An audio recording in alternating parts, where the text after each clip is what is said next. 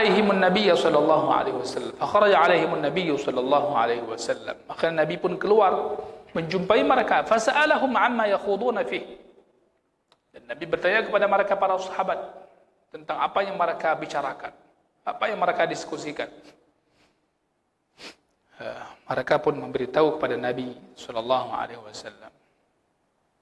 Maka Nabi mengatakan, ciri-ciri orang yang masuk syurga tanpa hisab dan azab adalah humul ladzina, dalam lafaz Muslim, humul ladzina la yarqun wa la yastarqun wa la yaktawun wa la yatatayyarun wa ala rabbihim yatawakkalun. Kalau dalam riwayat Bukhari itu tidak disebutkan la yarqun. Ciri mereka adalah ya, humul ladzina la yastarqun.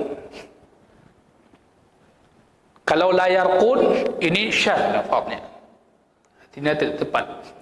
Ya, yang benar adalah humul ladzina la yastarqun. La yastarqun artinya mereka tidak meminta seorang pun untuk membacakan kepada mereka ayat-ayat ataupun doa-doa ruqyah, untuk diruqyah apabila mereka menimpa sesuatu. Ini orang yang ciri yang pertama. Kenapa? Karena mereka itu bersandar diri kepada Allah Subhanahu wa taala. Karena meminta untuk diruqyah itu bagian daripada meminta. Masalahnya bukan ruqyahnya, meminta. La yastarqun. Jangan salah paham. Nanti datang ke orang ruqyah, ini orang ronyo, bukan begitu.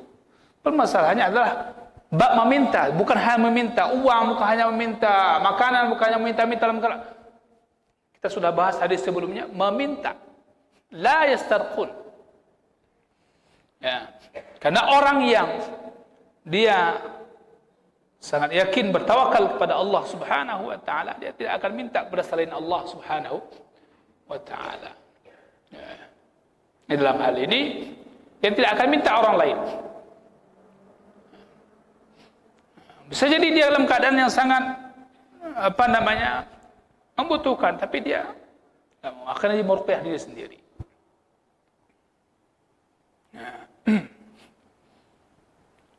Jadi lihada qala la yastarqun. Kemudian yang kedua adalah wala yaktawun. Yaktawun ni pengobatan yang berkaitan dengan apa itu? Dipanaskan dengan api, ya. La yaktawun. Ya.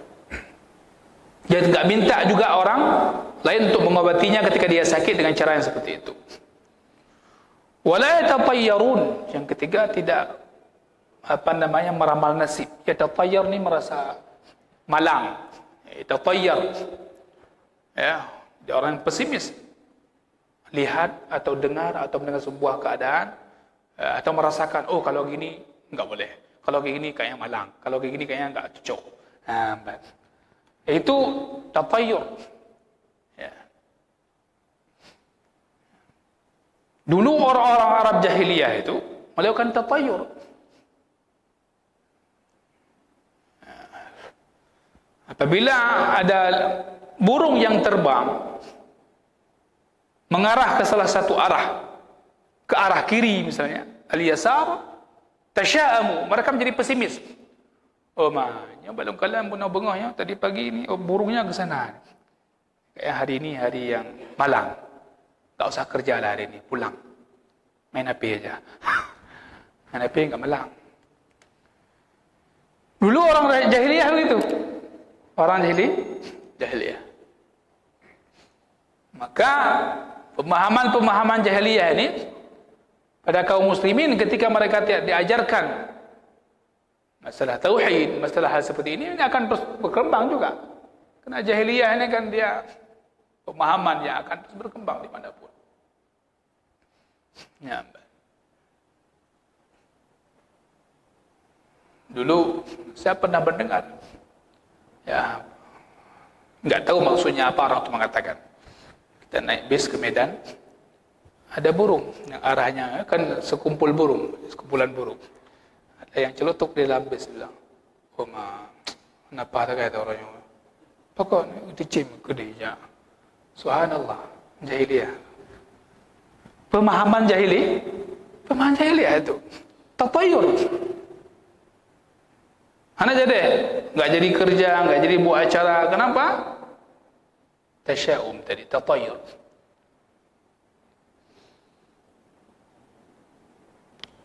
Nah, kalau seandainya burung itu nanti mengarah ke arah depan, ke arah kanan, mereka nanti punya pemahaman lain lagi. Semua berpatokan kepada benda-benda atau pada burung tertentu. Ya, tentu hal tatayur ini tidak dibolehkan. Baik itu dengan burung, dengan sebuah binatang, atau dengan hari-hari tertentu, atau dengan bulan-bulan tertentu, atau lainnya yang menganggap ini hari sial. Tatayur boleh katakan sial, ramal nasib, ini sial, enggak sial, ged, hana ged, pajang ged tak bernikah. Ada yang bakau atau kau ana wate yang enggak nikah. Mana tak bernikah? Ya, akhirnya kapan bagus itu tidak boleh berkeyakinan demikian. Berkeyakinan demikian tidak boleh. Ya. Dulu orang-orang Arab itu menganggap sial dengan bulan Syawal. Apabila orang menikah di bulan Syawal. Arab jahiliyah dulu. Arab jahiliyah dulu itu kalau nikah, kawin di bulan Syawal itu sial. Mereka punya pemahaman demikian. Mereka bilang, apabila mengadakan perkawinan, pernikahan di bulan Syawal, lam yuwaffaq, maka orang yang menikah ini, keluarga ini tidak akan sukses. Hana gehen, hana jero, bulan Syawal. Maka bagaimana coba lihat? Nabi SAW menikah dengan ibunda kita Aisyah radhiyallahu taala anha di bulan Syawal untuk menepis dan menghapus pemahaman jahiliyah.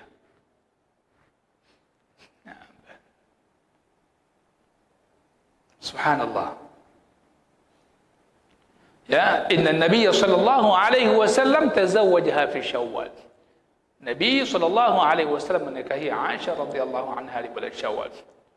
Wa dakhala biha fi Syawal. Ya. Nikahnya di bulan Syawal, ketika pulang duduk serumah pun di bulan Syawal. Dan bahkan Aisyah radhiyallahu taala anha merupakan salah satu istri beliau yang paling beliau cintai. Nah, bagaimana kita bisa mengatakan bahwasanya nikah di bulan Syawal itu enggak bagus? Itu orang Arab jahiliyah dulu. Alhamdulillah sekarang udah enggak lagi. Mungkin sudah kurang lah. Jadi dulu begitu. Sekarang kalender udah penuh semua. Setiap minggu tu ada undangan. Senin sampai minggu lagi, Senin minggu lagi. Alhamdulillah. Wa kanu yatasha'amun biyaumil arbi'a. Dulu juga orang-orang Arab jahiliyah itu mereka pesimis, menganggap sial kalau hari Rabu. Oh, Rabu. Ya. Padahal hari Rabu sama juga dengan hari-hari lain. Sama dengan hari-hari lain. Begitu juga kadang mereka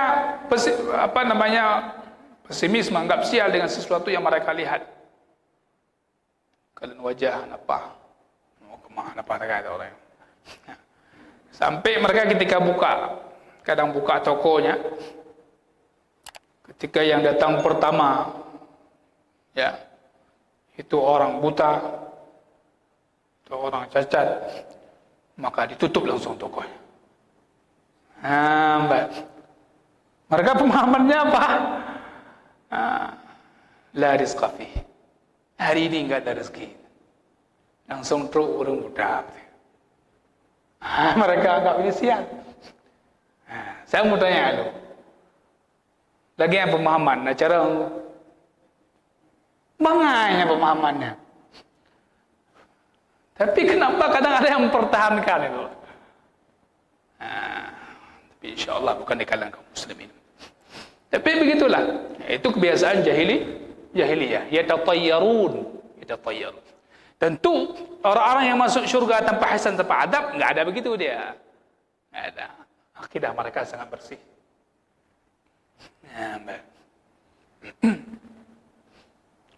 Maka ini sebuah penyesalan nanti bagi orang-orang demikian, dan dia dikategorikan masuk ke dalam syirik kecil. Tatayyur, atasya'um ini. Karena dia setiap melihat sesuatu itu selalu dia memandangnya dengan keadaan yang tidak mengenakan. Anak jelas rugo orang. Selalu perasaannya enggak tenang. Enggak tenang dia.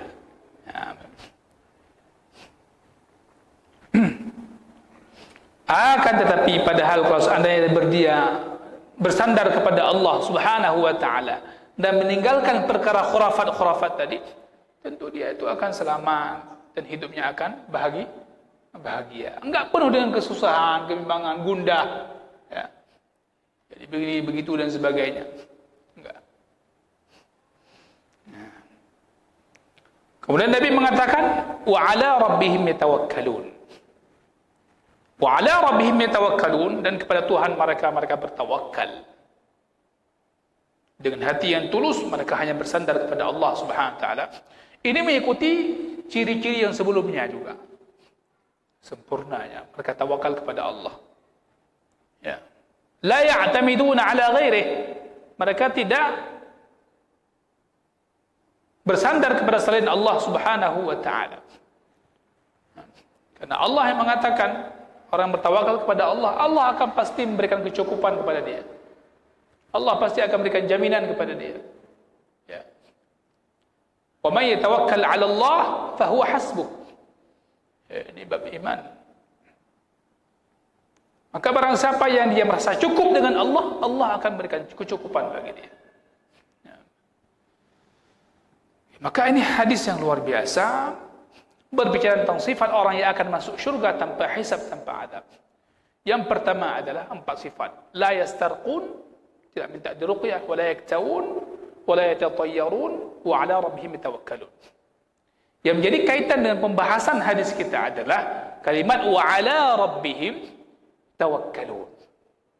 Ini tingkat iman yang sangat tinggi. Kepada Tuhan mereka lah mereka senantiasa bertawakal, yatawakkalun. Dalam segala urusan mereka bertawakal. Ya. Maka kita diajarkan banyak doa. Keluar dari rumah mengatakan bismillah, tawakkaltu 'ala Allah, wala haula wala quwwata illa billah. Allahumma inni a'udzubika an adilla aw udalla aw azilla aw uzal aw adlim aw udlam aw ajhal aw yujhal alayya. Itu di antara doa keluar rumah. Sudah pergi jalan, insyaallah. Maka setelah Nabi SAW menjelaskan itu, sifat-sifat itu, maka bangkitlah di antara mereka yang mendengarnya para sahabat Nabi itu, yang bernama Uqashah bin Mihsan radhiyallahu anhu. Uqashah bin Mihsan radhiyallahu anhu. Ya, perlu tahu nama ini. Siapa namanya? Uqashah bin Mihsan radhiyallahu anhu. Itu apa tahu Ustaz? Hai, nama, coba lihat apa katanya. Ya Rasulullah, wahai Rasulullah, ud'u Allah ay yaj'alani minhum. Ya Rasulullah, doakan kepada Allah agar aku jadi bagian daripada mereka. Kata Uqashah. Ya Rasulullah, berdoalah kepada Allah agar Allah menjadikan aku bagian daripada mereka. Bagian daripada 70 ribu orang yang masuk syurga tanpa hisab dan azab. Allah. Badara ilal khair wa sabaqa ilaih. Dia begitu bersegera, bergegas kepada kebaikan, kepada syurga, dan dia pun mendapatkannya. Ya. Nah, siapa cepat dia dapat. Dia bersegera. Faqala an-nabiy sallallahu alaihi wasallam, maka Nabi pun menjawab, anta minhum. Wahai Uqashah, engkau bagian daripada mereka. Engkau termasuk daripada 70.000 orang yang masuk syurga tanpa hisab dan azab. Bisa dibayangkan bagaimana perasaannya Uqashah radhiyallahu an dan bagaimana kondisi para sahabat yang mendengarnya. Sebuah berita gembira yang luar biasa yang menjamin masa depan selamanya. Anta minhum. Wahai Uqashah, engkau bagian daripada mereka. Maka oleh karena ini kita bersaksi semua. Kita semua sekarang bersaksi bahwasanya sahabat yang bernama Uqashah bin Mihsan radhiyallahu anhu, beliau akan masuk syurga tanpa hisab dan tanpa azab. Karena Rasulullah sallallahu alaihi wasallam mengatakan kepadanya, anta minhum. Engkau bagian daripada mereka. Jadi sahabat Nabi ini begitu bersegera dia. Begitu antusias. Dan dia mendapatkan apa yang dia segerakan diri untuk mendapatkan itu. Ini memberikan sebuah pemahaman penting kepada kita. Yang masuk syurga tanpa hisab dan azab itu bukan hanya 10 orang yang disampaikan yang sering kita dengar. Tapi 10 orang itu yang dia tanya Abu Bakar dan seterusnya, Abdurrahman bin Auf, itu yang disebutkan dalam sebuah hadis. Tambahannya dalam riwayat yang lain seperti ini, seperti Uqashah bin Mihsan radhiyallahu anhu.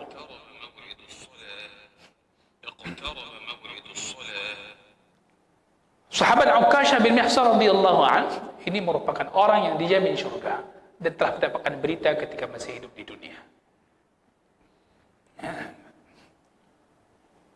Mendengar itu, faqama rajulun akhar, ada yang lain bangun, juga mengatakan hal yang sama, ud'u Allah, ya Rasulullah, berdoalah kepada Allah agar Allah menjadikan aku bagian daripada mereka. Maka Nabi sallallahu alaihi wasallam mengatakan, sabaqaka biha Uqashah. Uqashah telah mendahuluimu. Kamu telah didahului oleh Uqashah radhiyallahu anhu. Subhanallah. Jawaban Nabi itu begitu lembut sekali. Nabi menjawab dengan begitu bahasa yang lembut.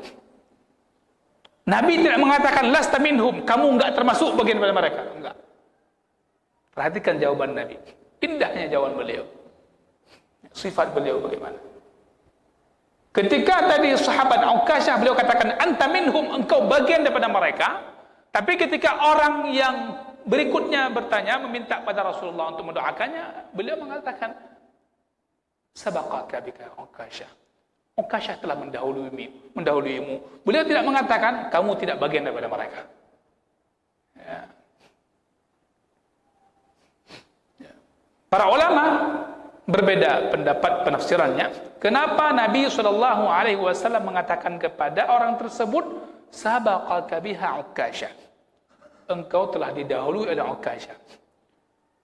Faqila, maka ada pendapat yang mengatakan li'annahu kana ya'lam bi anna hadha alladhi qala ud'u Allah aj'al minhum munafiq.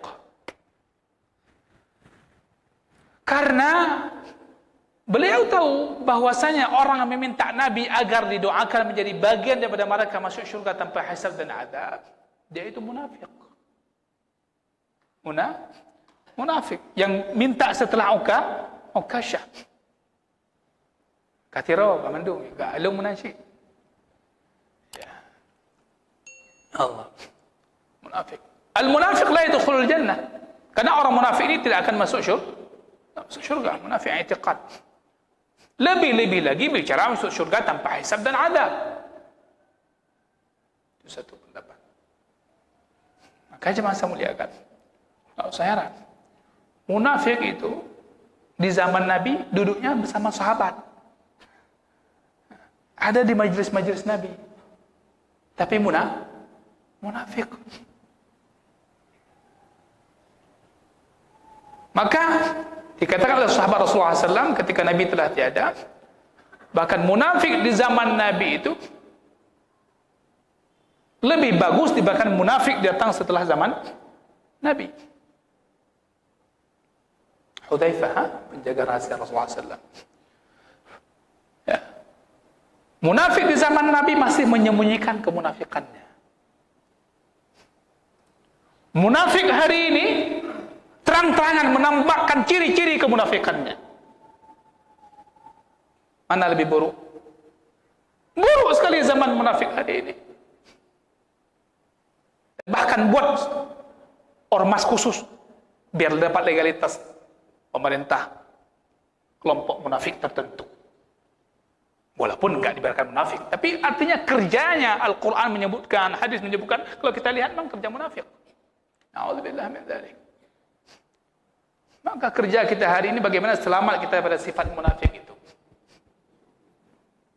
Maka para sahabat mengatakan, di antaranya saya lupa, bahwasanya orang yang sentiasa dia berzikir kepada Allah, mengingat Allah, insya-Allah dia akan terlepas dari sifat kemunafikan. Memperbanyak. Itu satu. Yang kedua, sebagian ulama mengatakan, Nabi mengatakan kalimat kepada orang itu, sabaqaka biha Ukasyah, kamu telah didahului oleh Ukasyah, agar itu tidak menjadi terbuka pintu, seakan-akan terbuka begitu lebar, ya, sehingga orang yang enggak berhak masuk syurga tanpa hisab pun mengatakan aku bagian daripada mereka, atau berdoakan aku bagian daripada mereka. Ala kulli hal, kita tidak tahu secara pasti bahwasanya Rasulullah SAW kenapa tidak mendoakan orang kedua secara jelas. Kenapa? Yang sudah pasti bahwasanya kita ambil faedah, jemaah saya muliakan, jawaban Rasulullah tadi begitu bagus. Begitu bagus. Kamu telah didahului oleh Ukasyah. Tidak mengatakan kamu tidak layak daripada mereka. Tidak. Ini pelajaran penting. InsyaAllah nanti kita akan lihat bagaimana jawaban Nabi ini sehingga membuat orang yang kedua minta ini tidak sedih, ya. Tidak sedih, tidak terlukai hatinya. Subhanallah. Ini contoh yang luar biasa. Maka kita bisa ambil pelajaran, ya. Kalau seandainya ada seorang minta sesuatu atau ada sesuatu kebaikan, ada orang lebih dahulu, datang orang kedua, dia nggak dapat bagian, kita bilang, oh kamu udah duluan orang lain tadi, bahasakan duluan orang lain, nggak ada lagi. Jangan mengatakan kamu nggak berhak dapat, itu lebih menyakitkan, ya. Katakan udah dulu orang lain lebih dahulu. Wallahu a'lam bishawab. Insyaallah nanti kita akan lanjutkan pembahasannya, masih banyak pelajaran yang bisa diambil. Subhanakallahumma hamdika asyhadu an la ilaha illa anta astaghfiruka wa atubu ilaik. Wassallallahu wasallam ala nabiyyina Muhammad wa ala alihi wa sahbihi ajma'in. Wassalamu alaikum warahmatullahi wabarakatuh.